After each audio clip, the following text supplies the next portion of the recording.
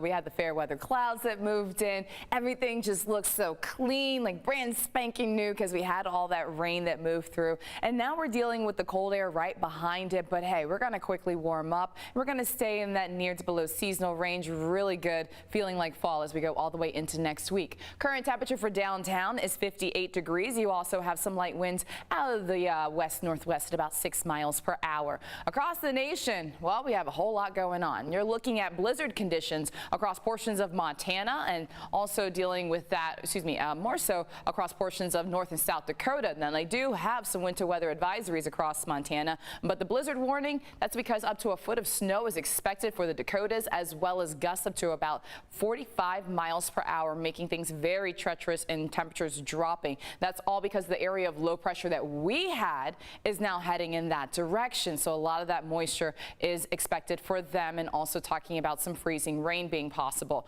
Also some cold air right behind that recent storm system frost advisory that's in play for the northern half of our state, and everyone is watching Florida as they are gearing up for a late season storm system. Here's the thing, this hurricane does look to make landfall as a Category 1. It would be Nicole, Tropical Storm Nicole, now advancing to a Category 1 hurricane. So we are seeing that and also maintaining that strength as it gets closer towards the east coast of Florida. Something to be mindful of. I know it is November, it's towards the end of the season, but still you can get hurricanes all the way up until the end of the season, which is November 30th, and potentially even seeing them year round. It's just that you have that window when it's more favorable. So we do have conditions with Nicole as a Category 1 that does look to bring in some gusty winds, as well as talking about hurricane storm force winds and also tropical storm force winds, dealing with a storm surge up to about 5 feet, and then also talking about a lot of rain. Already starting to see some flooding across portions of Fort Lauderdale, also seeing that across portions